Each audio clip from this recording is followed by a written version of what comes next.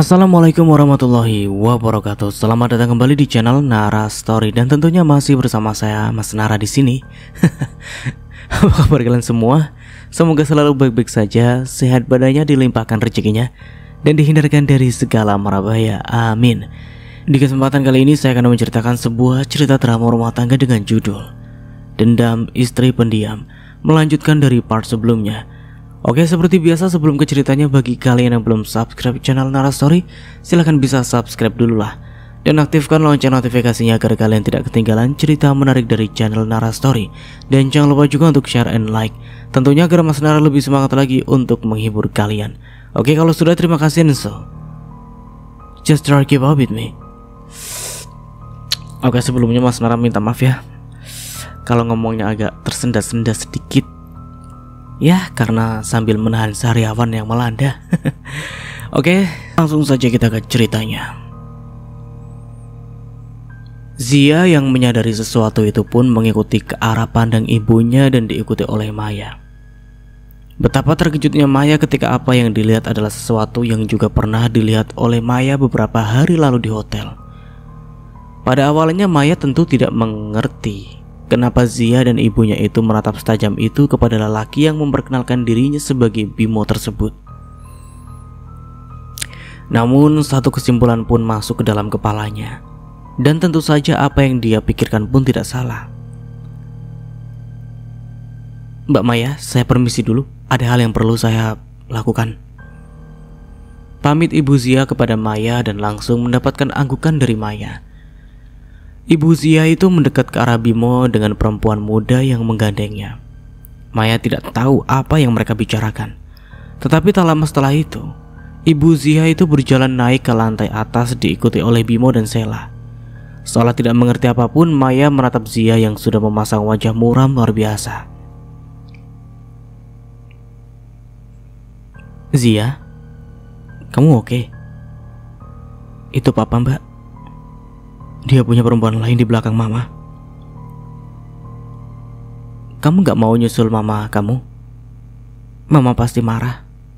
Dan biarkan mama melampiaskan semuanya dulu, Mbak. Maya yang melihat itu segera tanggap. Dia menepuk tangan Zia.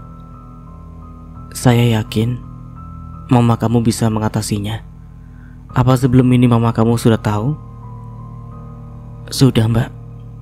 Mama memilih diam dan melihat dari jarak jauh bagaimana papa. Sayangnya Ria yang berada di sana seolah tak tahan dan berceletuk. Perempuan perebut suami orang. Apa dia gak punya malu melakukan kayak gini terus menerus? Dia gak kapok dulu pernah diviralin? Mbak Ria kenal sama perempuan itu? Tanya Zia pada akhirnya tampak terkejut. Tanpa ragu dia mengangguk dengan mantap. Kenal sih enggak sih, tapi pernah terlibat. Ria. Maya menatap Ria dengan penuh makna sambil menggeleng. Dia tidak ingin Ria berbicara lebih jauh lagi tentang masa lalu. Sayangnya, Zia sudah mendengar itu dan meminta agar Ria atau Maya menceritakan apa yang terjadi. Ria tentu saja diam karena dia tak mau membuka sesuatu yang sudah ditutupi oleh Maya. Tidak menyerah, Zia terus mendesak Maya sampai pada akhirnya Maya pun menyerah. Dia mengangguk dan menceritakan apa yang pernah terjadi dengan Maya terkait Sela. Tentu saja tak lupa mengatakan jika suami Sela sekarang ada di balik jeruji besi. Zia yang mendengar itu hanya bisa terdiam sampai sebuah kesadarannya kembali. Mbak, gak apa-apa kan kalau saya pamit pergi dulu? Saya ingin melihat mama dan papa di dalam. Silakan. Saya juga pamit karena ada sesuatu yang harus saya kerjakan. Iya, Mbak. Terima kasih karena sudah memberitahu siapa perempuan itu. Nanti saya akan sempatkan untuk mengunjungi Mbak Maya di kantor. Iya. Dia menatap punggung Zia dengan tatapan kasihan. Sela tampaknya memang sudah menjadi perempuan tak tahu malu. Mungkin itulah cara Sela bertahan hidup setelah ayahnya dipecat oleh Orlando. Maya pun tidak tahu bagaimana cerita tentang ayah Sela tersebut, karena dia sudah tidak ingin melibatkan diri dengan apapun tentang mereka. Sayangnya seolah ingin menunjukkan kepada Maya semesta justru melibatkan dia dengan perempuan itu lagi. Tentu saja dengan versi Sheila yang semakin menjadi. Mbak, kita balik sekarang. Ya, kita pergi sekarang. Tanpa diduga-duga, Maya mendengar desisan tak jauh dari mobilnya. Ketika dia melihat sekitar, ternyata dia melihat Sheila ada tak jauh dari tempatnya berdiri, dengan satu sisi wajahnya terlihat memar. Maya yang melihat itu hanya menatap Sheila tanpa suara, seolah tahu dia diperhatikan. Sheila mendongak dan tatapan mereka bertemu. Ada keterkejutan yang ditunjukkan oleh Sheila. Rahangnya mengetat dan wajahnya tampak tidak senang. Jangan melihatku seperti itu. Anggap kita tidak pernah kenal. Ih, perempuan murahan. Setelah rumah tangga Mbak Ma yang kamu rusak, sekarang keluarga orang lain yang kamu rusak. Gak punya harga diri. Jangan ikut campur. Siapa yang ikut campur? Aku hanya mencoba untuk mengutukmu. Perempuan bejat sepertimu sama sekali tidak pantas untuk hidup di bumi ini. Polusi. Bukan Maya yang merasa perlu menghina Sheila. Justru Ria yang berapi-api menghadapi Sheila. Perempuan itu sepertinya mengingat perbuatan Sheila kepada Maya dan justru dia yang marah. Perempuan hina. Maya menarik nafasnya panjang sebelum dia menarik Ria yang berdiri di depannya. Udah. Jangan diterusin. Berbicara dengan sampah hanya akan mengotori tubuh kita. Kita pergi sekarang, aku capek. Maya, kalau kamu tidak tahu biar aku kasih tahu. Kamu yang menghancurkan hidupku. Rinto harus mendekam di penjara karena kamu. Pernikahan kami seharusnya bahagia, tapi kamu merenggut kebahagiaan kami. Sheila berucap dengan mata melotot. Kejadiannya begitu cepat ketika Ria tiba-tiba saja sudah berada di depan Sheila.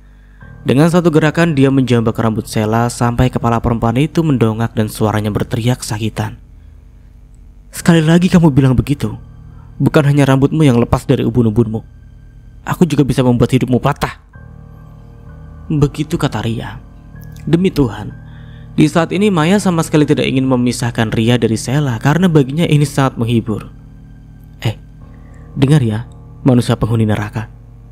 Semua yang kamu katakan itu kebalik. Kamu yang buat rumah tangga Mbak Maya berantakan. Tapi beruntung dia orang kaya. Sekarang punya suami yang lebih dari suami sampahmu itu. Makanya jadi perempuan jangan gatal dengan suami orang. Ria mendorong Sheila sampai perempuan itu terhuyung. Ria merasa perlu melakukan ini untuk mewakili Maya. Pertama, Maya sedang hamil dan jangan sampai terjadi sesuatu dengan perempuan itu. Kedua, dia benar-benar kesal sungguhan dengan Sheila karena ulah perempuan itu di masa lalu. Kok jadi kamu yang marah ya, Ri? Maya menyodorkan air minum kepada Ria ketika mereka sudah ada di mobil. Kendaraan roda 4 itu melesat cepat di jalanan. Kebetulan lampu merah menyala. Ria menerima sebotol minuman tersebut, lalu menenggak isinya. Ekspresi Ria masih seperti dia yang diselingkuhi. Setelah kerongkongannya dialiri air, lambat laun dia merasa lebih baik. Namun dia sama sekali tidak mengatakan apapun. Aku ingat banget waktu datang ke nikahan dia sama Rinto saat itu, Mbak. Gak tahu kenapa rasanya jebakan aja gak cukup buat dikasih sama perempuan itu. Ria adalah orang satu-satunya yang dibawa oleh Maya dan menyaksikan kekacauan saat itu. Dia tahu bagaimana brengseknya keluarga Sheila. Maka dari itu meskipun Maya tampak tenang setelah bertemu dengan Sheila, dia yang terbawa emosi. Maya hanya tersenyum kalau Gilang tahu bagaimana perempuan yang dicintai itu bereaksi membela Maya. Maka Gilang pasti akan memuji gadis itu habis-habisan. Mau makan sesuatu enggak? Peredam emosi kamu. Roti serikaya yang ada di kafe dekat kantor lama enak itu, Mbak. Ria ngenyengir membuat Maya tak tahan untuk tidak tertawa. Ya sudah, kita kesana ya. Langsung saja Ria tampak girang luar biasa. Dia tersenyum lebar dan seolah kemarahannya langsung menguar pergi. Mereka sampai di kafe tujuan. Ria segera memilih beberapa roti dan membawanya di salah satu meja di mana Maya duduk setelah minuman yang dipesan juga sudah selesai dibuat. Jus jeruk buat Mbak Mai. Terima kasih. Mbak, kira-kira itu perempuan akan muncul lagi nggak ya? Tapi Ri, Untung kamu tadi nggak bilang kalau aku lagi hamil loh. Meskipun perut Maya sudah buncit, setiap dia pergi ke kantor pun dia selalu mengenakan pakaian yang tidak menampakkan perut buncitnya. Dia berhati-hati betul untuk menjaga anak pertamanya. Sudah menunggu begitu lama sampai diberi cap tidak bisa punya anak. Maka dari itu setelah dia hamil, dia harus menjaga bayi yang ada di perutnya dengan benar. Meskipun aku kesal banget, otakku masih waras, Mbak. Aku bisa menahan ucapanku kok. Mbak, Pak Ardana jalan kaki ke sini. Aduh, sama Pak Gilang lagi. Maya tersenyum. Aku bilang kalau lagi nongkrong di sini. Kafe tersebut memang terletak tak jauh dari gedung kantor Ardana. Hanya membutuhkan waktu 5 menit untuk sampai di kafe tersebut. Ardana dan Gilang masuk ke kafe dan segera mendekati meja di mana Maya berada. Mas gak sibuk apa? Gak terlalu. Kamu sendiri? Katanya tadi meeting. Habis ada sedikit insiden, Pak. Lapor Ria setelah menyeruput minuman soda miliknya. Insiden apa? Bapak ingat perempuan gatel bernama Sela? Kami bertemu sama dia tadi. Ternyata dia jadi aneh-aneh sekarang. Perempuan yang ambil mantan suami Maya? Tanya Gilang. Tepat sekali, Bapak. Tapi jangan khawatir. Saya sudah jambak rambutnya, lalu saya dorong tubuhnya. Saya baca ayat kursi di ubun-ubunnya juga, biar dia lenyap dari muka bumi. Dengan ekspresi yang serius, Ria menatap Ardana dan mengangguk-ngangguk mantap. Namun di antara 3 orang itu tidak ada yang bersuara dan justru menatap Maya dengan seksama. Memangnya kalian sempat adu mulut? Bukan adu mulut, perempuan itu nyalahin Mbak Maya dan saya nggak terima lah. Ya enak banget dia nyalain orang. Dia yang salah kok. Terima kasih Ria, kamu sudah melindungi Maya. Ya sudah seharusnya Pak, Mbak Maya juga selalu baik sama saya, jadi saya harus lebih baik dengannya. Bapak ngapain? Ria menatap Gilang yang membawa 2 buah durian. Ambil pisau, kita buka duriannya di sini. Gilang langsung duduk di lantai teras Ria meskipun Ria belum memberinya izin. Bapak kok tiba-tiba beli durian besar-besar begini, ada cara apa? Tanya Ria setelah memberikan pisau kepada Gilang. Ya, nyenengin tetangga. Aku tahu kamu suka durian, dan tadi aku lewat penjual durian. Ya, makanlah. Jadi kamu beneran jambak orang tadi? Kamu gak takut kena masalah? Kalau kena masalah ada backingan di belakang saya. Ada Pak Ardana dan jajarannya, masa iya hanya membuat seekor Sela hidup susah seumur hidup gak bisa dilakukan oleh Pak Ardana? Itulah kenapa kamu berani betul sama seekor Sela. Gilang ikut menyuapkan sebiji durian ke mulutnya sambil menatap Ria. Sebenarnya tadinya gak mikir sampai panjang sih. Bawaannya ingin hajar itu aja. Andai aja bapak bawa ini durian di depan saya, udah saya lemparkan biar duriannya nancap di kepalanya. Kalau seandainya pasangan kamu tiba-tiba punya perempuan lain di belakang kamu, habislah itu orang di tangan kamu. Bukan cuma perempuannya Pak, laki-lakinya juga gak lolos. Perselingkuhan itu terjadi karena 2 orang yang saling menyambut Pak. Mau digoda sampai gelojotan, kalau salah satunya gak mau, ya perselingkuhan itu juga gak akan pernah terjadi. Ria benar-benar semangat malam ini, seolah dia memiliki tenaga lebih untuk bercerita. Entahlah, kejadian hari ini membuatnya seolah memberikan pemikiran lain tentang sebuah hubungan sampai tercetuslah kalimat yang membuat Gilang tersedak. Laki-laki zaman sekarang memang gak bisa dipercaya, kecuali bapak saya, bapaknya Mbak Maya dan Pak Ardana. Mereka udah teruji kesetiaannya. Saya jadi mikir lagi, kalau mau nikah, ngebayangin aja di awal-awal disayang, gak lama setelah itu ditinggal sama aneh-aneh. Duh, mending jadi jomblo, cari duit sendiri, nikmatin sendiri. Jangan ngomong yang enggak ya. Kamu lama-lama ngeri.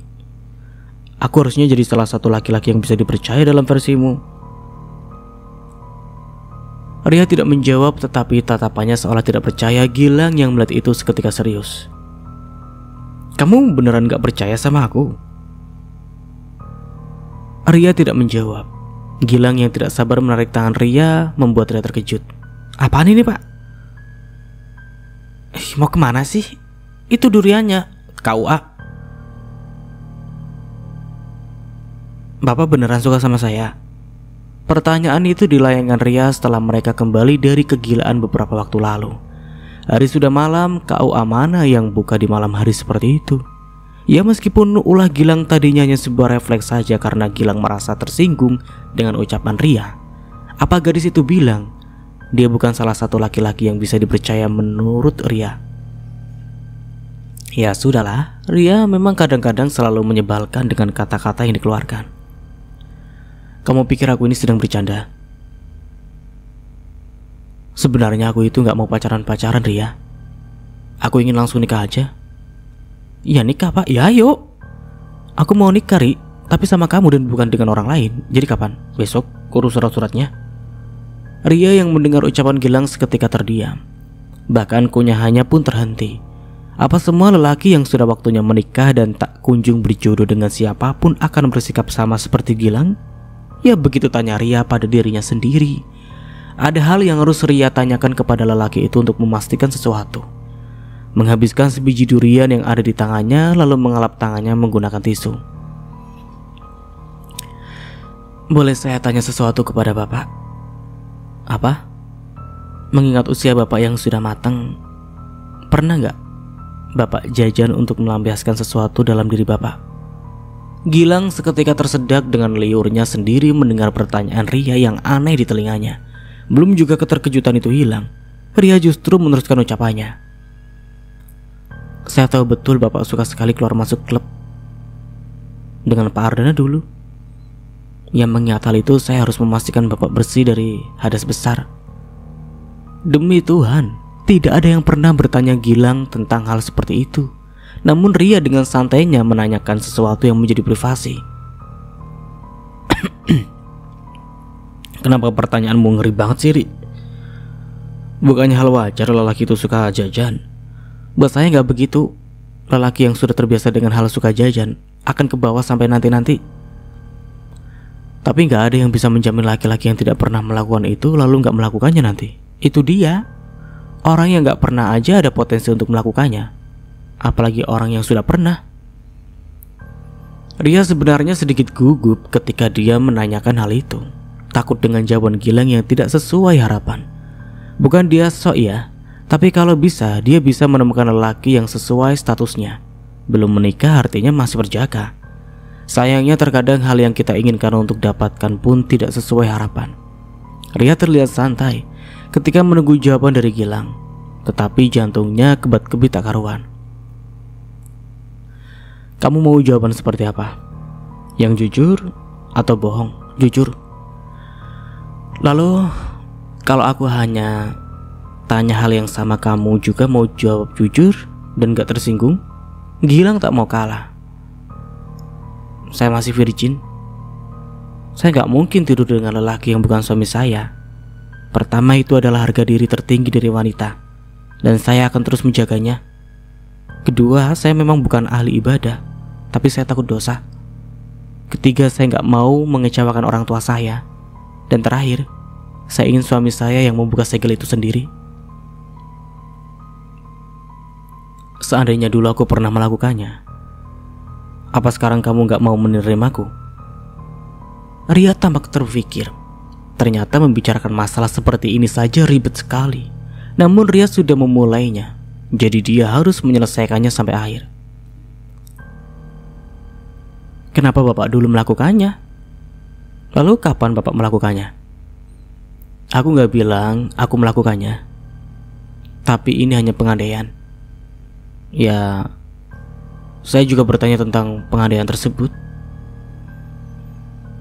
Entah, mungkin karena masih remaja dan ya terbawa suasana. Sebuah kesalahan bisa membuat kita belajar jika hal itu seharusnya tidak perlu dilakukan. Ria menarik nafasnya panjang. Hanya bersembunyi di balik kata masih remaja karena terbawa suasana, salah pergaulan. Itu memang jawaban yang mudah sih, Pak. Kadang saya juga bingung. Hidup kita adalah kita yang menentukan.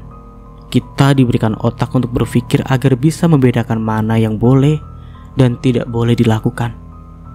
Hanya saja gak semua orang bisa berpikir jernih karena terbawa nafsu. Ria tidak lagi bertanya apapun dan memilih untuk melanjutkan makan buahnya. Gilang pun tidak mengatakan apapun dan belum menjelaskan apapun. Hanya terus menatap Ria dalam, namun tak lama setelah itu dia bertanya, "Kapan aku bisa bertemu dengan orang tua kamu, Ri?" "Nggak ada ketemu sama orang tua, Pak. Saya belum mau nikah." Sepertinya Ria merasa kecewa karena Gilang tidak sesuai harapannya. Ya, meskipun sebelumnya dia pun sudah pernah menolak, kegigihan Gilang selama ini membuatnya sedikit tersentuh. Namun karena pertanyaan yang dia berikan kepada Gilang, minat untuk bersama dengan lelaki itu tiba-tiba saja berkurang. Tidak ada manusia yang sempurna di dunia ini. Ria tahu itu. Entah kenapa dia yang memiliki ekspektasi tinggi kepada Gilang harus dihancurkan secara cuma-cuma dan itu mengecewakan. "Kalau aku yang diam-diam nemuin orang tua kamu, temuin aja. Orang tua saya itu bukan orang tua yang menerima laki-laki yang mendatanginya dan menganggap itu sebagai sikap gentlenya. Bapak tetap akan mendapatkan banyak pertanyaan tentang ini dan itu." "Aku gak pernah melakukan hal-hal seperti itu, Ria. Demi Tuhan, aku bersumpah aku gak pernah jajan seperti yang kamu pikirkan. Aku suka bersih dan aku benci bekas orang. Nanti kamu yang bisa merasakan untuk pertama kalinya." Wajah Ria merah padam mendengar ucapan Gilang. Dia merasa malu setengah mati mendengar kalimat terakhir yang terlontar dari mulut Gilang. Gilang tersenyum. "Pembahasan malam ini cukup sampai di sini, Ria. Aku serius sama kamu. Dan tolong kapan aku bisa bicara sama orang tua kamu agar aku bisa melamar kamu. Aku gak punya keluarga. Mungkin nanti aku akan pinjam Maya Ardana dan keluarga Maya untuk melamar kamu ke orang tua kamu langsung." Ria terdiam. Sudah tidak ada lagi memikirkan pembicaraan mereka beberapa waktu lalu tentang jajan yang mungkin pernah dilakukan oleh Gilang. "Tapi kan gak secepat itu, Pak.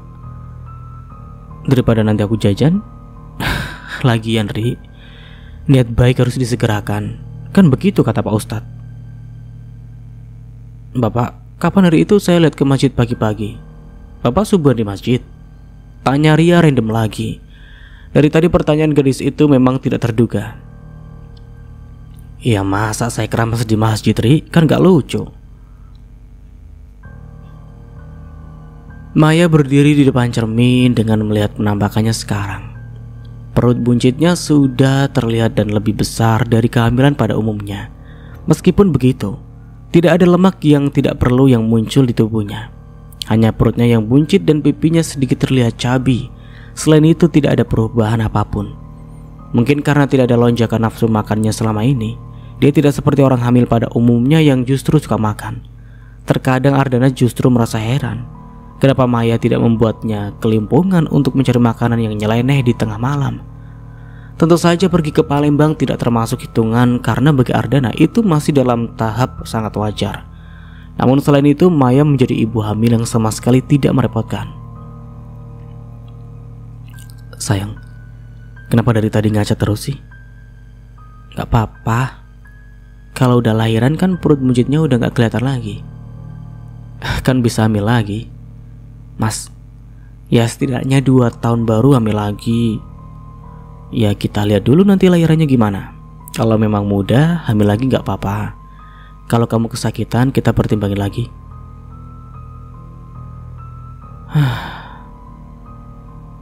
Tanpa diminta, Ardana mengelus punggung Maya yang sudah menjadi kebiasaan sejak istrinya itu hamil. "Sayang, kalau ada Sela atau orang-orang yang sekiranya membahayakan buat kamu, tolong kamu jauhi. Mas sudah suruh orang buat mata-matain aku lagi kan? Ngaku deh. Semua demi keamanan dan keselamatan kamu. Jadi aku harus waspada untuk menghindari hal-hal yang tidak diinginkan." Maya tidak mendebat. Suaminya memang seperti itu. Dia selalu memberikan kenyamanan meskipun ada banyak pasang mata yang selalu mengikuti Maya kemanapun Maya pergi. Namun Maya memang tidak pernah tahu satupun orang yang ditugaskan Ardana untuk menjaganya. Setelah anak kita lahir, kamu mau hadiah apa? Aku akan berusaha memberikannya. Kalau memang gak bisa, aku akan usahakan biar bisa. Aku gak perlu hadiah apa-apa, Mas. Hadiah terbaik dalam hidupku adalah kamu dan anak kita.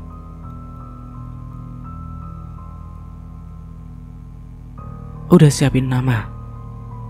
Aku belum punya pandangan apa-apa untuk kasih nama, tapi ada sedikit yang muncul di dalam kepala. Kita bahas nantilah. Kita tidur sekarang ya. Ngantuk. Keesokan harinya Ardana menjemput Maya di kantor untuk langsung pergi ke rumah sakit. Mereka harus periksa rutin kehamilan Maya dan sekaligus untuk melihat anak mereka. Dengan hati-hati Ardana memeluk pinggang istrinya dan berjalan dengan pelan dan memastikan kalau istrinya tidak akan tersenandung dan sejenisnya. Seperti biasa sampai di rumah sakit dan bertemu dengan dokter, pemeriksaan itu dilakukan dengan teliti. Sampai sejauh ini, kehamilan Maya yang berusia 5 bulan itu sangat sehat. Inilah yang selalu ditunggu-tunggu oleh Ardana dan Maya ketika pemeriksaan kehamilan mereka, akan melihat keindahan dalam perut Maya. Aku sudah bilang ke Mama untuk jangan menggangguku. Kenapa setiap Mama sakit harus aku yang Mama hubungi? Maya saling tatap dengan Ardana ketika melihat perdebatan di depannya. Mereka berlalu begitu saja dan Ardana membimbing Maya duduk tak jauh dari dua orang yang tampak berdebat tersebut. Lalu Mama harus menghubungi siapa lagi, Sheila? Kamu menantu Mama dan wajar kalau Mama hubungi kamu. Mendengar nama Sheila disebut, Maya segera menoleh dan ternyata yang berdebat tadi adalah Sheila dan Kasih. Dua perempuan beda generasi itu belum menyadari keberadaan Maya. Maya yang melihat itu pun kini dengan terang-terangan menatap ke arah Sheila dan Kasih. Maya memperhatikan Kasih dengan seksama dan perempuan parubaya itu tampak kurus dan terlihat kuyup. Tidak ada lagi wajah-wajah sok kaya yang dulu ditunjukkan. Ma, aku kan udah bilang kalau aku masih dalam proses bercerai. Itu artinya aku udah gak punya hubungan apapun dengan Mama. Sejak aku menikah dengan dia, aku justru menjadi lebih buruk. Dia di penjara, gak ada nafkah yang diberikan, dan aku harus menghidupi anak kami sendiri. Sekarang Mama juga menambahin bebanku. Kenapa aku dulu harus kena rayuan pulau kelapa lelaki seperti Rinto? Sheila, gak usah berisik, Ma. Malu dilihat orang.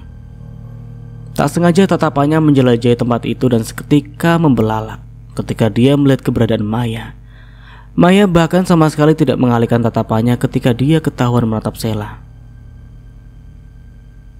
Mbak Maya, begitu kata Sheila dengan suara bergetar dan bercampur terkejut. Apa? Maya? Kasih yang cepat tanggap itu segera menoleh ke kirinya dan mendapati Maya duduk tak jauh darinya. Perempuan itu menatap dengan terang-terangan ke arah Kasih seolah menantang. Wajah Kasih terlihat terkejut. Dia tidak pernah membayangkan sebelumnya akan bertemu kembali dengan Maya setelah beberapa tahun. Bukan hanya itu, Kasih pasti melihat perut besar Maya. Setelah tahu apa yang sedang dipikirkan oleh mantan ibu mertuanya itu, Maya menegakkan tubuhnya membuat perut besarnya semakin terlihat menantang. Maya dengan ekspresi mengejeknya menunjuk pada perut besarnya seolah mengatakan, "Hai wanita tua, aku yang pernah kamu bilang mandul itu kini bisa hamil."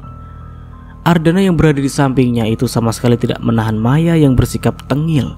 Dia hanya menatap Kasih dan Sheila yang masih memasang wajah terkejut. Untungnya giliran nama Kasih yang dipanggil untuk menebus obat perempuan parubaya itu beranjak dan tampak bergetar. Entah kenapa hal itu membuat Maya bahagia. Lihatlah, dua orang dari kalangan bawah itu sangat menyedihkan. Bodohnya aku dulu kenapa terlibat dengan manusia tidak tahu diri itu. Sayang, jangan mengumpat atau mengatakan hal-hal kasar. Ada anak kita. Maya menarik nafasnya panjang. Melihat Kasih di saat seperti ini membuat emosinya seakan ingin meledak. Namun seperti yang sudah-sudah, Maya tidak pernah mengeluarkan emosi dengan membabi buta. Dia tentu harus tetap elegan dan cantik menghadapi perempuan seperti mereka. Saat Kasih dan Sheila berbalik setelah urusan mereka selesai, Kasih menatap Maya sejenak sebelum pergi. Maya yang melihat itu segera menarik bibirnya dan menyeringai. Sampah, sayang. Ardana memperingatkan lagi. Sorry, Aku ke bawah suasana. Ardana menggelengkan kepalanya melihat sikap istrinya yang tidak biasa. Tentu saja, tidak mudah bagi Maya menahan segala gejolak yang timbul di dalam hatinya ketika bertemu dengan orang yang ada di masa lalu. Terlebih lagi masalah yang dulu dihadapi bukanlah hal yang mudah. Beruntung, dia sekarang sudah sangat baik. Memiliki keluarga dan pasangan yang sangat mencintainya adalah sesuatu yang luar biasa, sehingga dia bisa kembali menata hidupnya. Aku ambil vitaminnya dulu. Maya hanya terus menarik nafasnya panjang agar sisa-sisa emosi yang mencuat keluar itu bisa teredam. Perempuan itu mengusap perutnya dengan lembut seolah tengah mengatakan kepada bayinya jika dia baik-baik saja. Mama oke. Barusan mama ketemu orang-orang tidak tahu diri.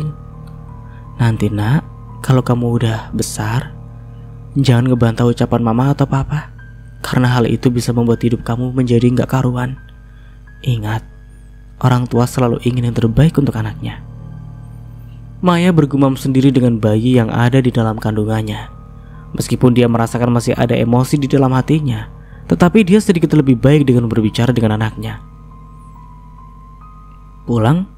Atau mau sesuatu? Pulang aja. Aku mau nonton film di rumah. Lagian juga udah petang, Mas.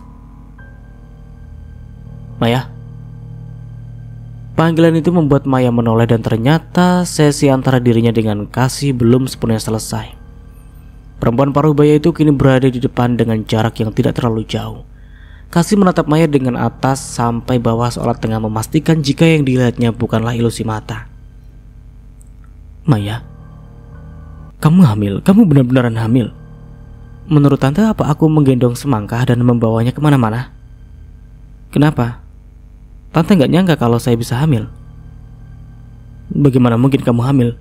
Ketika sama Rinto saja kamu gak bisa kasih dia anak. Kasih benar-benar terlihat syok luar biasa.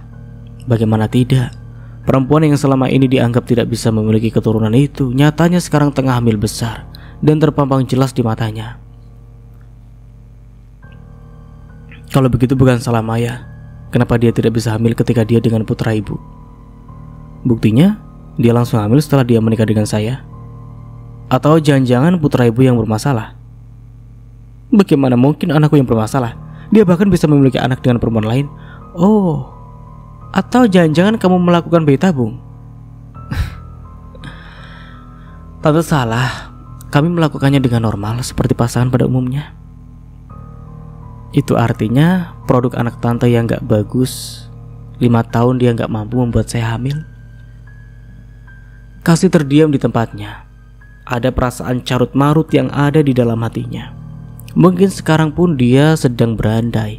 Jika dulu dia tidak mengkhianati Maya, sekarang kehidupannya akan baik-baik saja.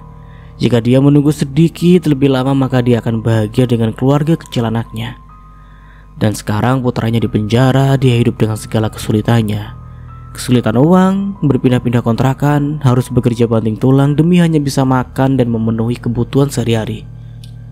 Dia belum bisa kembali ke kotanya karena itu akan menyulitkannya menjenguk Rinto. Semua permasalahan itu ada saja di dalam hidupnya membuat Kasih harus bersabar. Di sisi lain, orang yang pernah dikhianati sekarang hidupnya justru bahagia. Mantan menantunya ternyata putri dari keluarga konglomerat, perusahaan besar dengan bisnis di mana-mana. Tak hanya itu, suaminya pun dari kalangan yang sama dengannya. Bahkan tidak akan ada yang berani menyakiti Maya, atau orang-orang yang ada di sekitarnya akan membuat orang yang menyakitinya merasakan akibatnya.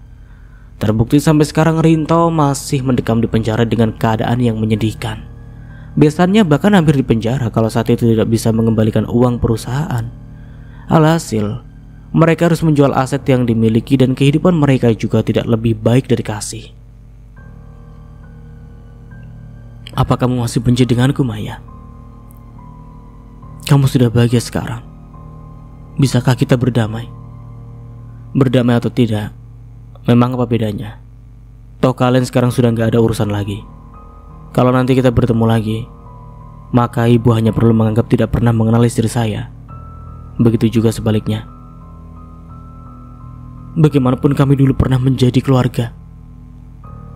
Tidak ada salahnya kita melupakan masa lalu itu. Lalu kalau Maya sudah melupakan masa lalu itu dan menganggap tidak pernah terjadi apa-apa, ibu mau apa? Memanfaatkan Maya agar bisa dimintai uang? Ardana sama sekali tidak memfilter ucapannya dan mengambil alih obrolan. Maya pun membiarkan. Dia ingin tahu sejauh apa Kasih berusaha untuk mendekatkan diri kembali ke dengannya. Kamu tidak punya hak untuk menghakimi saya seperti itu.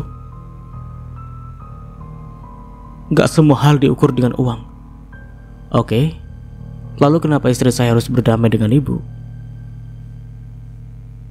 Istri saya sekarang sudah bahagia. Masa lalu itu hanyalah bagian dari perjalanan hidupnya. Salah satunya adalah mengenal ibu dan anak ibu. Itu adalah sebuah hal yang menjadi perjalanan hidup istri saya yang menjadi berat. Jadi tidak perlu mengharapkan apapun dari istri saya. Lagi pula kehidupan Anda dan istri saya tidak setara. Jadi ibu harus tahu diri. Apa begini sikap orang kaya memperlakukan orang kecil seperti saya? Saya memang orang tidak punya, tapi saya punya harga diri. Saya tidak akan meminta uang Maya. Sepertinya tante sekarang sudah sadar. Syukur deh. Semoga tante memang sudah berubah. Kalau begitu kami pergi dulu. Saya sudah capek seharian kerja, antri dokter, sampai vitamin. Jadi saya harus segera istirahat. Mai, apa kamu sudah memaafkan aku? Begini tante, memaafkan atau tidak itu sudah tidak ada urusannya lagi. Yang penting sekarang, saya ingin menunjukkan kepada tante jika semua yang pernah tante katakan kepada saya itu salah. Tuduhan tante yang membuat saya sakit hati itu benar-benar salah. Nyatanya saya bisa hamil. Intinya, saya sudah tidak mau terlibat lagi dengan tante atau orang-orang yang ada di sekitar tante. Tante pasti bisa melihat inilah kehidupan saya yang sebenarnya. Saya dilahirkan dari keluarga kaya raya, dan saya punya privilege yang tidak dimiliki oleh anak tante. Saya bahkan dulu bersedia untuk melepaskan semua dan mengawali semuanya dari nol bersama dengan putra tante. Saya melakukannya dengan tulus. Tapi apa yang saya dapatkan? Pengkhianatan yang menyakitkan. Sayangnya bukan hanya Rinto yang mengkhianati saya. Tante yang seharusnya menjadi penengah pun melakukan hal yang sama. Dan itu sangat menyebalkan. Sekarang kita sudah tidak memiliki hubungan apapun. Anggap saja kita tidak pernah saling kenal. Saya sekarang sudah tidak bergaul dengan orang yang kalangan bawah seperti tante. Saya bisa menerima orang dari kalangan bawah ketika orang itu memang pantas untuk diterima. Tapi tante jelas berbeda. Kita tidak cocok satu sama lain. Lagi, pengkhianatan yang pernah dilakukan oleh Rinto kepada saya ternyata sudah dibayar lunas. Nyatanya istrinya juga sekarang berkhianat dengannya kan? Jangan yang menuduh tidak Maya. Menuduh? Saya nggak menuduh, tapi saya mengatakan fakta. Saya pernah bertemu dia beberapa kali menggandeng seorang lelaki yang lebih pantas dijadikan sebagai ayah. Dan saya melihatnya di hotel. Catat tante, di hotel.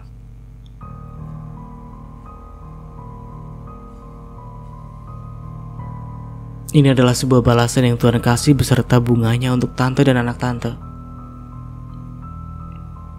Itulah kenapa tante harus bersikap baik kepada orang lain agar tidak mendapatkan karma yang begitu menyakitkan. Saya yakin sekarang kehidupan tante juga tidak mudah kan? Andai saja dulu tante bersikap baik dengan saya, mungkin dalam keadaan seperti ini saya akan membantu tante. Sayangnya keinginan untuk membantu tante ini sudah lenyap. Kasih membuka matanya dengan pelan, dengan kepala berat dan tubuh yang terasa sakit sana sini. Perempuan parubaya itu menatap sekeliling dan terbelalak lebar melihat di mana dia sekarang. Rumah sakit. Ibu sudah bangun? Ibu semalam pingsan di parkiran. Siapa yang membawa saya ke sini, suster? Langsung petugas, Bu. Tapi pasangan suami istri yang menjadi penanggung jawabnya. Penanggung jawab? Artinya dia yang membayar biayanya, sus? Benar, Bu. Itulah info yang saya dapatkan. Lalu, Di mana dia sekarang? Mereka tidak ada di sini, Bu. Mereka meminta kepada pihak rumah sakit untuk membantu ibu. Karena mereka bukan keluarga ibu, jadi mereka tidak bisa menemani ibu. Itulah yang dibilang. Kasih tentu terhenyak mendengar ucapan perawat tersebut. Dia ditempatkan di kamar VIP di mana hanya dia yang berada di kamar tersebut. Bahkan dia tidak ditempatkan di kamar reguler dengan banyak pasien lain di dalamnya. Ibu kalau membutuhkan sesuatu, ibu bisa panggil kami. Kami nanti yang akan membantu ibu. Dia berusaha mengingat apa yang terjadi semalam. Segera saja kejadian semalam muncul di dalam ingatannya. Terlihat yang diingat adalah kata-kata Maya yang mengatakan tidak memiliki keinginan untuk membantunya. Setelah itu, tiba-tiba saja merasa kegelapan memerangkapnya. Lantas setelah dia bangun, dia sudah ada di kamar rumah sakit. Melihat jam yang ada di dinding sudah pukul 7. Itu artinya sudah pagi. Berarti sudah semalaman dia pingsan. Kasih melihat tasnya berada di nakas dan segera mengambilnya. Mengeluarkan ponsel yang ada di dalamnya. Menghubungi seseorang di seberang sana, tetapi berkali-kali dia mencoba. Tidak ada jawaban dari sana. Dia kemana sebenarnya? Kasih menahan diri agar tidak meledak dalam amarah dengan menutup matanya. Mungkin sebentar lagi dia bisa menghubungi orang itu lagi. Ya, setidaknya dia harus berusaha. Dia perlu berbicara banyak. Waktu berlalu dan Kasih kembali mencoba peruntungannya dengan menghubungi orang yang ada di seberang sana. Kali ini diangkat, tetapi dengan sedikit bentakan dari sana. Mama, ini ada apa sih? Aku ini sibuk. Aku sekarang ada di rumah sakit dan dirawat. Datang ke sini dan aku ingin membicarakan sesuatu kepadamu. Oke, aku akan ke sana. Setelah itu telepon dimatikan membuat Kasih menarik nafasnya panjang. Dia hanya perlu menunggu menantunya tersebut untuk datang. Namun Kasih harus merasakan kecewa setelah Sheila pada akhirnya datang saat sore hari. Perempuan itu terlihat tidak peduli dan tidak khawatir sama sekali. Bahkan dia tidak membawakan apapun untuk ibu mertuanya. Jadi siapa yang bawa mama ke sini? Lalu kenapa di VIP? Ma tahu nggak kalau VIP di rumah sakit ini mahal? Baru saja masuk justru kalimat itu yang dikeluarkan untuk Kasih. Hal itu membuat Kasih merasa kesal luar biasa. Kamu selingkuh dari Rinto. Karena itu kamu menceraikan dia. Mama benar kan? Mama sekarang mau menuduhku yang tidak-tidak. Mama tahu betul kalau sejak aku menikah dengannya, Mas Rinto sudah berada di balik jeruji besi. Lalu aku menikah dengannya bertepatan dengan segala hal buruk yang menimpanya, sampai aku tidak mendapatkan nafkah darinya. Mama pikir aku akan bertahan sampai detik ini. Untuk apa, aku tanya? Aku juga ingin hidup bahagia. Cucu mama butuh uang untuk hidup dengan layak. Aku harus berusaha sendiri untuk bisa membuatnya hidup dengan bahagia. Dengan cara yang salah. Salah atau tidak, itu urusan belakangan. Kalaupun aku melakukan hal benar, aku sudah tidak bisa bekerja di perusahaan manapun. Beberapa perusahaan bekerja sama dengan keluarga Maya dan Ardana, dan mereka cukup power untuk memasukkan aku di daftar hitam. Jadi jangan menilaiku. Kamu begitu mudah meninggalkan Rinto, Sheila. Dia adalah ayah dari anakmu. Setidaknya pikirkan Willy. Kalau Mas Rinto nanti keluar dari penjara, dia bisa mengunjungi anaknya sesuka yang dia mau. Dan aku gak akan menahannya. Tapi aku gak bisa tetap bertahan dalam pernikahan ini. Aku gak mau. Kamu terlalu santai mengatakan itu. Apa ada hal yang kamu sembunyikan tentang anakmu? Maksud Mama? Mama mencurigai tentang apa? Kamu beberapa waktu lalu pergi ke hotel dengan seorang lelaki. Kamu mencari uang dengan cara seperti itu, Sheila. Mama jadi berpikir dengan kamu melakukan hal itu, jangan-jangan Willy bukan anak Rinto. Mama menuduhku menggunakan Mas Rinto hanya sebagai orang yang menutupi aib. Demi Tuhan, Mama sudah membuat aku marah dengan tuduhan Mama itu. Aku semakin yakin untuk pisah dengan Rinto. Maya hamil dan kamu juga tahu itu. Tapi bersama dengan Rinto selama 5 tahun, dia bahkan tidak ada tanda-tanda untuk hamil. Itu yang buat Mama ragu. Mama ragu denganku dan percaya dengan Maya. Mama sepertinya sudah benar-benar gila. Sudahlah, Aku gak mau debat dengan mama dan aku gak mau berurusan lagi dengan kalian. Mama sudah menuduhku yang tidak-tidak dan itu membuatku muak. Mulai saat ini jangan pernah mama mencoba untuk menghubungiku. Urusi urusan mama sendiri. Sheila, jangan begitu dong. Mama minta maaf. Kasih hanya bisa menangis dan meratapi nasibnya. Sekarang sudah tidak ada orang yang peduli dengannya. Hidupnya sekarang hanya perlu menunggu Rinto keluar dari penjara. Salahnya ketika dia bertanya dengan hal-hal yang tidak perlu. Bagaimanapun Kasih merasa penasaran dengan keanehan ini. 5 tahun bukan waktu yang sebentar. Seharusnya kalau dia sehat, perempuan itu bisa memberi Rinto anak. Sayangnya memanglah ini skenario kehidupan. Mungkin karena Maya menikah tanpa restu orang tuanya, maka kehidupan mereka dulu tidak seindah yang dibayangkan. Kamu siapa? Waktu sudah malam ketika seorang lelaki tinggi dengan pakaian kerja rapi masuk ke dalam ruangan Kasih.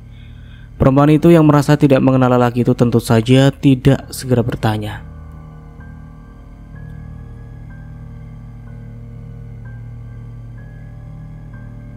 Ibu sudah merasa lebih baik. Tanya lelaki itu berdiri di depan ranjang dengan kedua tangan dimasukkan ke dalam saku celana. Tanya itu. Lelaki itu juga menatap di atas nakas dan tidak ada apapun di sana. Bahkan hanya sebiji buah pun tidak ada. Kasihan sebenarnya. Kasih hanya bisa makan makanan yang diberikan oleh rumah sakit. Kamu siapa? Saya sudah lebih mendingan. Kasih menatap lelaki itu dengan seksama dan mencoba mengingat apa kira-kira dia pernah melihat lelaki itu. Untuk beberapa detik, dia tidak mengingat apapun. Tetapi setelah itu dia semakin mengenali ingatannya lebih dalam. Dan sepertinya dia memang pernah berurusan dengan lelaki itu. Kamu... Sepertinya saya pernah lihat kamu tapi saya lupa ada di mana. Saya utusan dari keluarga Raharja, Theo. Barulah setelah itu Kasih bisa mengingat tentang lelaki itu. Dan pertemuan itu terjadi di rumah sakit ketika Sheila lahiran waktu itu. Kamu diminta Maya untuk datang menjenguk saya. Lebih tepatnya memastikan apakah ibu sudah sembuh atau belum. Saya sudah berbicara dengan dokter. Dan kemungkinan besar ibu bisa pulang esok hari. Kenapa Maya harus melakukan ini? Dia yang membayar rumah sakit ini. Kalau ibu yang bayar, apa ibu punya uang? Tentu saja tidak. Saya sekarang hanya orang miskin, untuk makan saja susah. Theo menatap perempuan itu dengan sedikit rasa kasihan. Hanya saja dia tahu bagaimana perempuan itu memperlakukan Maya di masa lalu. Rasa sakit yang dulu dirasakan oleh Maya sekarang juga dirasakan oleh Kasih. Dokter bilang untuk beberapa hari setelah ibu keluar dari rumah sakit, ibu harus istirahat dengan benar setidaknya 1 atau 2 minggu. Ibu sudah tahu kalau ibu anemia kan? Saya tahu. Tapi kalau saya tidak bekerja bagaimana bisa saya makan? Theo menggeleng. Itu bukan tugas saya untuk ikut berpikir masalah ibu. Tapi besok saya akan kembali untuk menjemput ibu dan mengantarkan ke rumah ibu. Sekarang saya permisi dulu. Setelah mengatakan itu, Theo segera pergi dari ruangan inap Kasih tanpa menoleh kembali ke belakang. Ada sisi hatinya yang merasa kasihan kepada Kasih. Sebenarnya bukan hanya Theo, tetapi Maya dan Ardana juga masih memiliki rasa empati untuk perempuan paruh baya itu. Meskipun perempuan itu dulu sangat jahat kepada Maya. Semua urusan sudah terselesaikan. Terima kasih bang. Dia benar-benar sudah sembuh. Karena dia pulang sesuai arahan dokter, itu artinya dia memang sudah sembuh. Dia punya anemia, jadi seharusnya beristirahat yang cukup. Tapi dia masih harus bekerja atau dia nggak bisa makan. Jadi abang tadi memberinya uang atau membelikannya sembako? Sebelum aku menjemputnya, aku sudah membelikan sembako. Dan aku juga memberinya uang meskipun gak banyak. Benar kan tebakan Maya? Orang-orang yang ada di sekitarnya sebenarnya bukan orang yang tegaan. Tetapi terkadang ada orang-orang yang tidak tahu diri itu yang berbuat ulah membuat mereka harus mengeluarkan kekejamannya. Bahkan saat seharusnya Maya tidak perlu memperdulikan kasih yang sakit, dia justru membukakan ruang rawat inap FIP agar bisa ditangani dengan baik, karena kasih tak punya siapapun yang menemaninya. Lalu apa yang dia katakan? Terima kasih dan penyesalan. Dia bahkan curhat kalau menantunya sekarang lebih buruk dari yang dia pikirkan. Rumah tangga anaknya juga berantakan, sedangkan Rinto juga masih harus menjalani hukumannya. Semua menjadi sangat rumit untuk dia. Kita sudah selesai dengan urusan mereka, dan kita hentikan semua ini. Tugas kita sebagai sesama manusia sudah kita lakukan dengan membantu pengobatannya. Jadi urusan apapun tentang mereka kita tutup. Dengan tegas Ardana memberikan ultimatum kepada Maya. Pertama, karena ada rasa tidak senang karena Maya masih ikut melibatkan diri dengan keluarga mantan suaminya. Kedua, seharusnya mereka sudah menganggap kasih orang lain dan bukan orang kenalan. Maya menoleh menatap Ardana. Semua sudah selesai dari dulu, Mas. Aku gak akan melibatkan diri dan hanya melakukan sedikit hal sebagai sesama manusia. Dan kamu juga sudah menyetujui. Ardana mengangguk dan tidak lagi mengatakan apapun. Theo lantas pamit karena dia sudah selesai dengan pekerjaannya. Bang, jangan lagi melibatkan diri. Aku tahu, seperti yang kamu lakukan kemarin, semua itu karena sosial. Kita merasa kasihan dengannya, jadi kita membantunya, simpel. Ya udah, aku pergi dulu. Ruang tamu itu seketika hening setelah Theo keluar dari rumah Maya, menyisakan dua pemilik rumah yang masih duduk di sana. Ardana menyangga kepalanya dengan tangan dan menatap Maya. Alisnya terangkat tinggi seolah bertanya sesuatu, tetapi tidak ada satupun kata yang keluar dari mulutnya. Kenapa? Mas lo kemarin yang menyetujui aku bantu dia. Emang iya? Dan itu hal yang baik. Lalu kenapa? Ya karena kamu sudah melakukan hal yang besar untuk mantan ibu mertuamu. Mulai sekarang tidak perlu mengenal dia lagi. Sudah cukup sampai di sini. Dia bukan lagi orang yang perlu masuk list orang yang perlu kamu kasihani. Masih ada banyak orang yang di jalanan yang bisa kita bantu. Aku ngerti, Mas. Kita gak perlu membahas hal itu lagi. Terkadang ada satu hal yang membuat seseorang menjadi cemburu jika itu berkaitan dengan masa lalu. Ardana merasakan itu.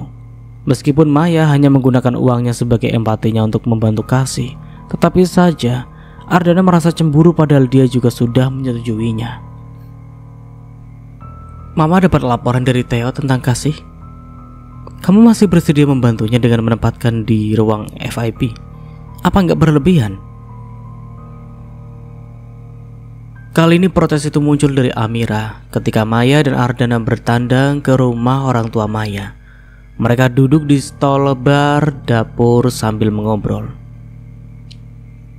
Mama pasti udah tahu alasan kenapa aku menempatkan dia di ruang FIP. Mas Ardan juga menyetujuinya, jadi aku berani melakukannya. Kalau Mama ingat kamu pernah dijadikan mesin ATM mereka, rasanya Mama gak rela kamu membantu dia.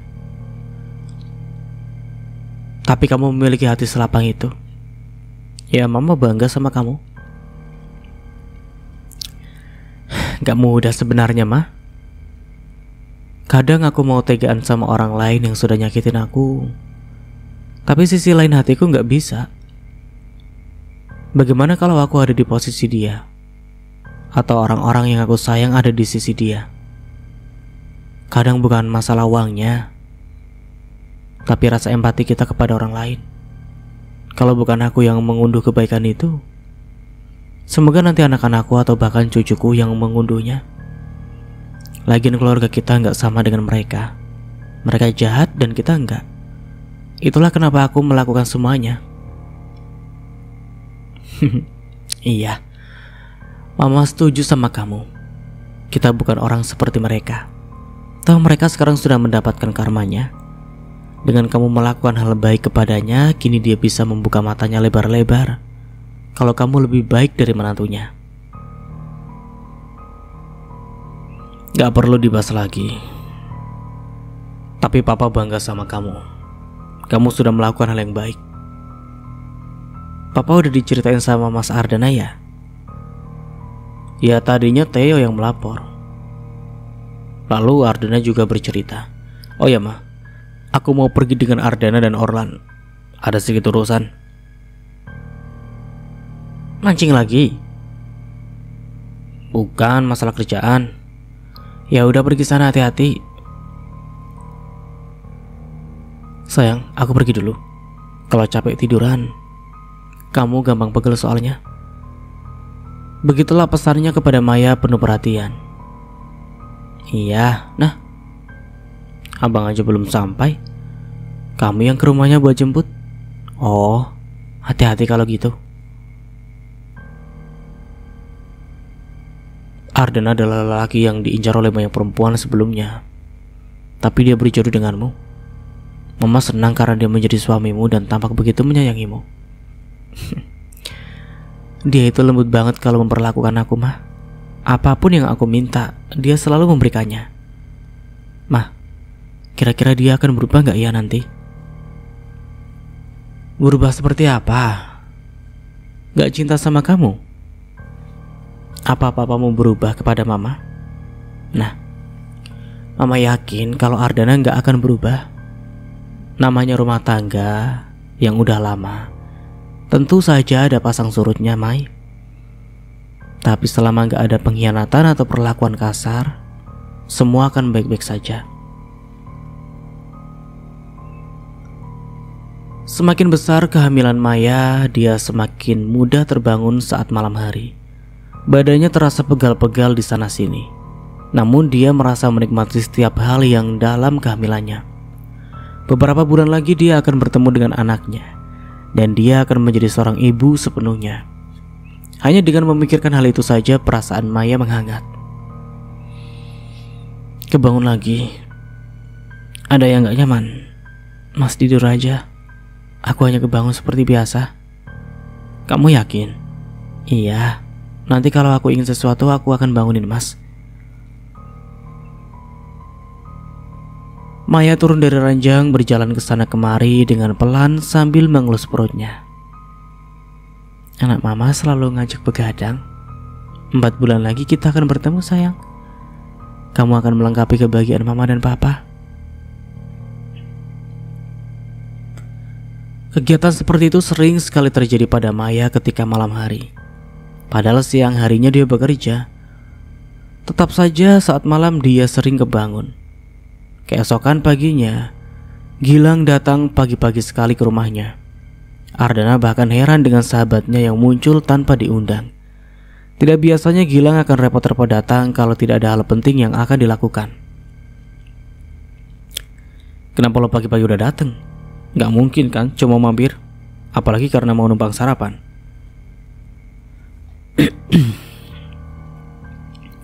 Gua mau ngelamar ya. Gua mau pinjam bokap lo dan kalian berdua untuk menemui orang tuanya. Baik Ardana maupun Maya, keduanya terlihat terkejut. Bahkan mereka saling pandang tanpa mengatakan apapun. Bagi mereka ini tentu saja terlalu mendadak. Ria bahkan tidak mengatakan apapun kepada Maya selama ini. Abang sudah pacaran sama Ria? Sejak kapan? Kami gak ada pacar-pacaran sih. Udah tua. Aku hanya ingin mempercepat aja prosesnya. Udah tanya kepada Ria? Udah berunding dengan dia? Imbuh Maya. Aku akan merundingkannya.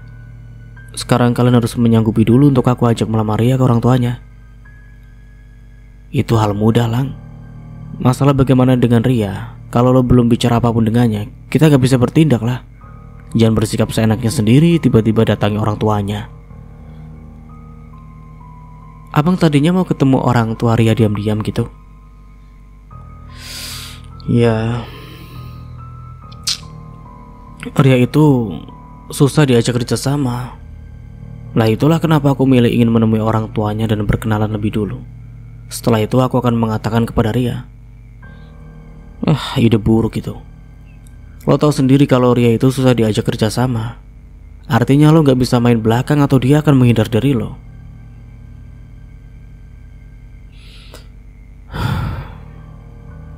Gua bahkan udah nyewa rumah tepat di samping rumahnya. Gua hanya ingin mudah melakukan pendekatan kepadanya, tapi ya masih belum di ACC aja gitu. Jadi kenapa nggak kamu bantu aku untuk bicara dengan Ria, Mai? Usahalah sendiri. Jangan melibatkan ibu hamil. Astaga, cuma bantu bicara doang. Lagian kan Ria kan kerja sama Maya. Maya tinggal panggil, suruh duduk, lalu bicara. Simple. Kalau simple kamu bisa melakukannya sendiri. Udahlah, lo itu udah tua. Masalah asmara diurus sendiri. Nanti kalau emang Ria udah bener-bener mau terima lo, yang urusan lain gampang. Ardana selama ini tidak pernah melibatkan siapapun untuk mendapatkan apapun. Terlebih lagi ketika dia ingin mendapatkan Maya, dia melakukan segalanya sendiri, mendekati Maya dengan caranya sendiri. Harusnya Gilang juga melakukan hal yang sama. Begitulah yang dipikirkan oleh Ardana. Sesuatu yang didapatkan dengan usahanya sendiri, dia akan lebih menghargainya ketika sudah ada di sisinya. Jadi kalian beneran gak mau bantu gua? Usaha dulu, Gilang. Usaha lo itu belum maksimal. Riata masih nerima lo, baik sama lo. Masalah prinsip hidup Ria tergantung lo gimana nyikapinya. Intinya Gilang gagal meminta bantuan dari sepasang suami istri tersebut. Padahal harapannya besar kepada Maya agar perempuan itu bisa membantunya bicara dengan Ria. Namun apalah daya, dia harus berjuang sendiri.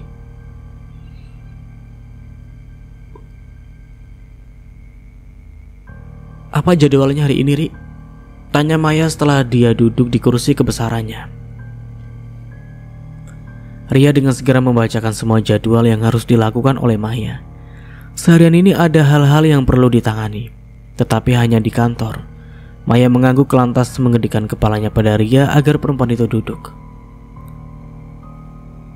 Kenapa, Mbak? Gilang sekarang tinggal di samping rumah kamu.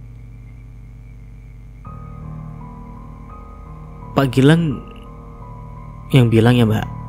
Ya begitulah. Untuk meluluhkan hati kamu dan agar dia bisa dekat dengan kamu. Ya, karena kami sekarang udah jadi tetangga, kami juga sering ngobrol pada akhirnya. Ya dia yang lebih dulu datang sih sebenarnya ke rumah. Gimana perasaan kamu kepada dia? Dia udah sejauh itu melangkah. Gak ada sedikit ketertarikan untuk mencoba memajukan rencana nikah. Aku masih ragu, Mbak. Jujur saja aku belum ada bayangan untuk menikah. Aku udah terbiasa melakukan semua sendiri, dan aku masih nyaman dengan itu. Memasukkan satu orang dalam kehidupanku rasanya hanya akan menambah beban. Aku gak begitu percaya orang baru dalam hidupku. Itu karena kamu sudah sangat mandiri selama ini, Ria. Kamu melakukan apa yang kamu mau sesuai keinginanmu, dan support yang baik dari orang tuamu. Tapi terkadang laki-laki tulus gak datang 2 kali dalam hidup, Ri. Sekarang ada Gilang di depanmu. Dia menunjukkan ketulusan yang besar untukmu. Selagi dia masih mau berjuang, kamu bisa mencoba mempertimbangkannya. Kalau itu bukan laki-laki yang baik, aku gak akan meminta untuk mencoba. Tapi aku percaya kalau Gilang laki-laki yang baik. Kamu bisa memikirkan dan mempertimbangkan Gilang. Bagaimanapun aku mau kamu dapat laki-laki yang bertanggung jawab. Kamu bisa mendapatkan cinta yang besar dari pasanganmu, dan kamu bisa hidup bahagia dengannya. Ya aku hanya memberi saran saja sih. Usia kamu juga sudah cukup untuk berumah tangga. Kenapa tiba-tiba saja Mbak Mai membicarakan ini? Apa Pak Gilang yang memintanya? Enggak. Dia sempat ke rumah, dan aku tanya perkembangan hubungan kalian. Dia bilang prospeknya gak begitu bagus. Dia masih usaha. Ya dari sana aku lihat ketulusannya. Jadi aku memilih untuk bicara sama kamu. Oke. Pembicaraan kita tentang Gilang selesai sampai di sini. Semua keputusan ada di tangan kamu. Take it or leave it. Mumpung Gilang masih berusaha, pertimbangkanlah. Kalau memang kamu benar-benar gak bisa, katakan dengan jelas ke dia, dan mungkin dia memang bukan jodoh kamu. Ria mengangguk dan dia memilih untuk segera meninggalkan ruangan Maya. Dia harus melanjutkan pekerjaannya. Semua pembicaraan yang baru saja terjadi itu akan dia ingat dan benar-benar dia pertimbangkan. Ini kue buatan mama, Mbak. Khusus untuk ibu bos katanya. Zia meletakkan satu kotak bekal berisi mochi dengan beberapa isi. Aromanya bahkan sudah menguar meskipun tutup kotak tersebut belum dibuka. Wah, terima kasih Zia. Kok tumben kamu sendirian? Tanya Maya. Iya, mama lagi sibuk, Mbak. Kamu oke?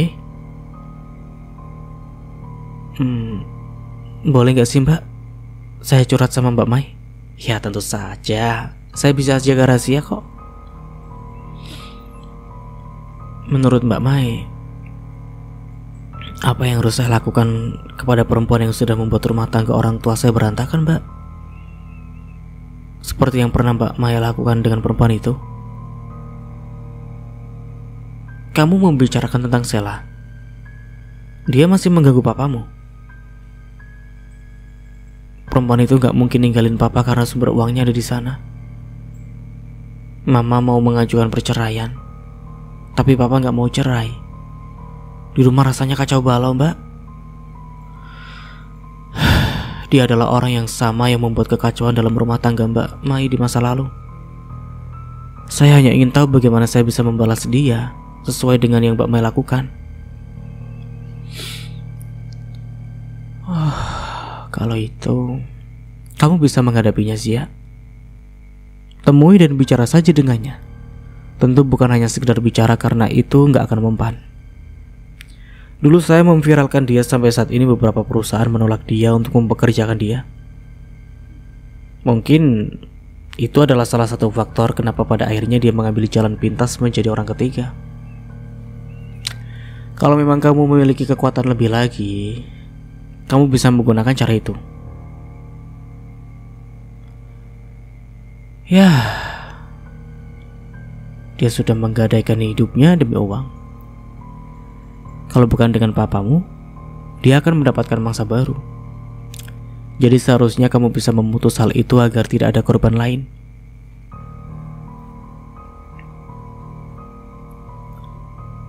Nungguin aku? Tanya Gilang kepada Ria yang berdiri di teras sambil menatap mobil Gilang yang baru saja masuk ke halaman rumah. Lelaki itu berdiri di samping mobil dan menatap ke arah Ria, lalu berjalan mendekati tembok pendek yang membatasi rumah mereka. Bapak udah makan? Mau makan bareng? Saya masak kalau Bapak mau. Tentu saja. Aku bersih-bersih dulu, setelah itu aku ke sana. Ria lantas berbalik untuk masuk ke dalam rumah sebelum Gilang nanti datang. Tak lama setelah itu Gilang datang dengan pakaian ramahnya dan tampak begitu segar dengan rambutnya yang masih basah. Mereka duduk di meja makan setelah Ria menyajikan masakannya. Makanan sederhana, tetapi entah kenapa itu cukup menggugah selera makan Gilang. Tidak ada yang dibicarakan oleh keduanya kecuali beradunya piring dan sendok. Ria hanya menunduk menekuni piringnya karena tidak tahu harus mengawali pembicaraan itu dari mana. Dia bingung memulai dan takut salah bicara. Kamu sedang gak sibuk? Bisa masak setelah pulang? Ria akhirnya benar-benar meletakkan sendoknya dan membiarkan nasinya yang masih setengah itu menunggu untuk dimakan.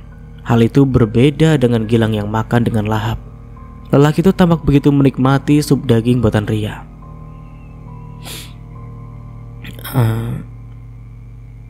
Ada yang ingin saya bicarakan dengan Bapak. Ini soal saya dan Bapak. Oh, kalau begitu biarkan aku habiskan dulu makanannya. Belum tentu pembicaraan kita berujung hal yang baik. Jadi aku harus membuat perutku kenyang terlebih dahulu. Kamu juga makanlah dulu. Kita bicara setelah selesai makan. Ria hanya mengangguk saja menuruti ucapan Gilang. Memang itulah yang harus dilakukan. Beberapa waktu setelah itu mereka sudah duduk di ruang keluarga dan berbicara serius. Ria menarik nafasnya berkali-kali sebelum dia mengawali pembicaraan. Ada rasa gugup yang dia rasakan di dalam hatinya.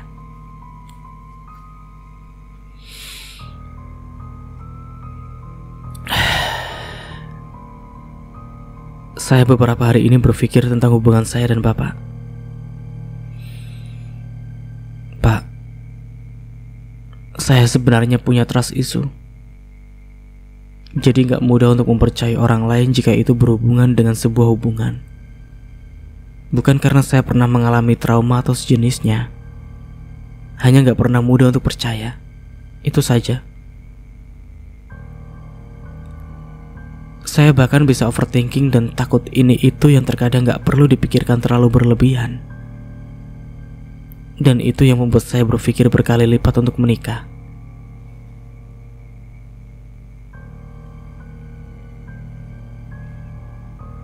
Menikah itu gak mudah.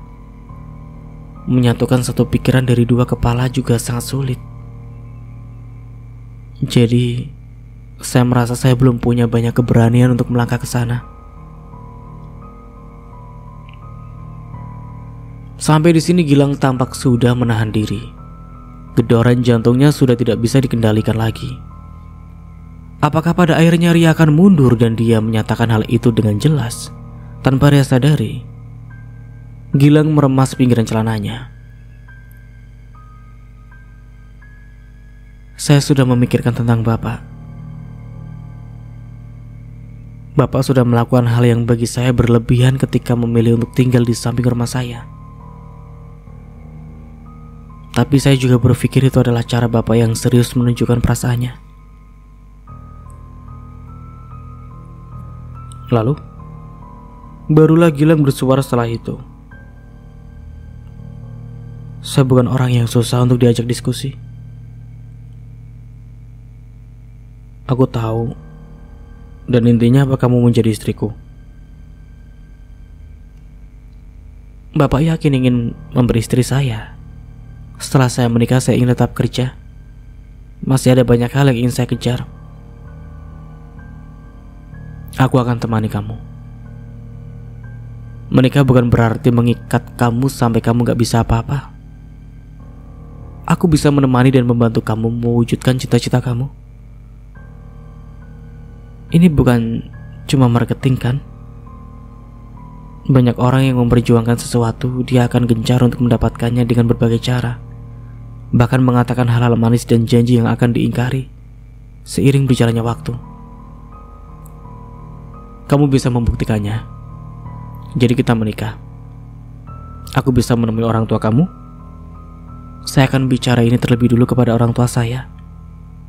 Kasih saya waktu, dan saya akan memberikan kabar lagi nanti.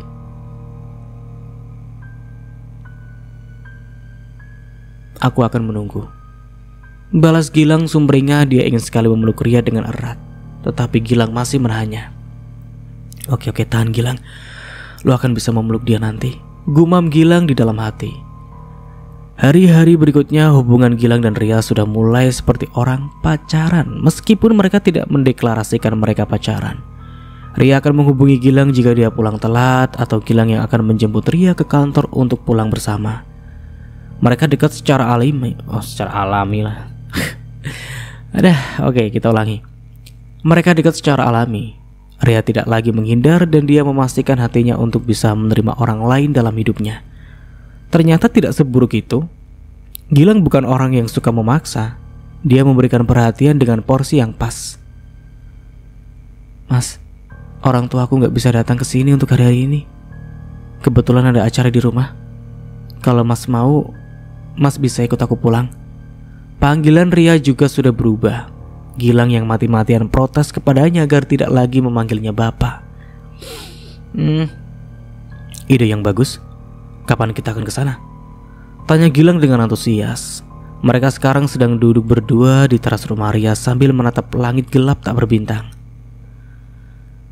Akhir pekan ini, Sabtu pagi kita berangkat, Minggu sore kita balik ke sini. Oke, kalau begitu kita harus beli sesuatu untuk dibawa ke sana.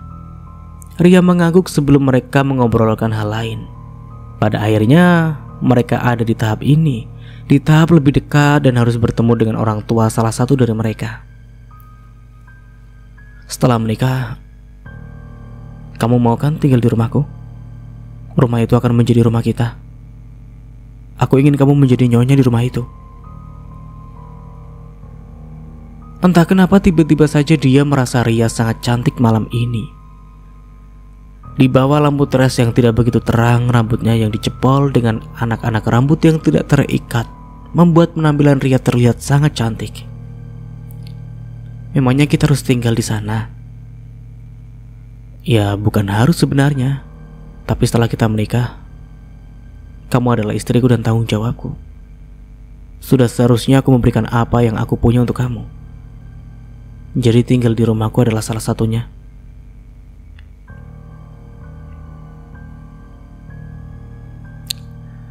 Hai, long time no see. Boleh duduk di sini?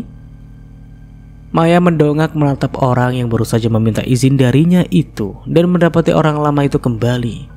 Maya mengangguk dan berucap terima kasih. Maya kini berpikir kenapa perempuan itu ada di pesta pernikahan sahabatnya. Sudah berapa bulan kehamilannya? Tanya Cynthia kepada Maya yang sedang duduk tenang di kursinya. Ardana tengah menyapa beberapa relasi atau kenalannya yang juga datang di pernikahan Vanya dan Tino, meminta agar Maya duduk agar tidak kelelahan. Hampir 6 bulan, jawab Maya. Cynthia menatap Maya dengan lekat seolah ada sesuatu yang aneh dalam wajah Maya. Namun Maya memilih untuk diam. Bagaimana rasanya hamil? Apa itu membahagiakan? Pertanyaan itu membuat Maya mengingat ucapan Kiana jika Cynthia memilih child free. Mungkin melihat perempuan hamil, Cynthia merasa aneh. Oleh karena itu muncullah pertanyaan itu. Seperti kamu memeluk semesta. Bahagia luar biasa. Kalau membayangkan seorang bayi yang kita tunggu ada di pelukan kita suatu hari nanti, kebahagiaan itu pasti akan lebih besar lagi rasanya. Saya kadang berpikir untuk hamil dan memiliki anak, tapi itu terasa merepotkan. Saya nggak begitu telaten. Ya, manusia itu berbeda-beda. Ada yang ingin bisa segera memiliki anak, ada juga yang memilih untuk tidak perlu punya anak karena merasa cukup hanya dia dan suaminya. Hal itu sepertinya wajar terjadi. Maya mengangguk dan tidak lagi membahas ucapan Cynthia. Dia memilih menatap kedua sahabatnya yang tengah menyalami para tamu. Maya bahagia ketika pada akhirnya Vanya dan Tino menjadi sepasang suami istri. Ternyata benar, tidak ada sahabatan antara perempuan dan laki-laki. Pasti ada perasaan cinta yang tersembunyi di antara mereka. Ini adalah sebuah kebetulan yang luar biasa. Siapa yang sangka kalau kita akan bertemu kembali di sini? Kamu kenal dengan mempelai? Tanya Maya akhirnya. Suamiku yang kenal. Maya mengangguk lagi, kali ini dia menatap suaminya yang tak kunjung selesai berbicara dengan orang-orang yang mengelilinginya. Dia sudah benar-benar lelah berada di sana, ingin segera pulang dan berbaring di atas kasurnya. Pertemuannya dengan Cynthia hari ini tidak berpengaruh apapun dengannya. Dia seperti bertemu dengan kenalan lama, dan itu sama sekali tidak ada artinya apapun.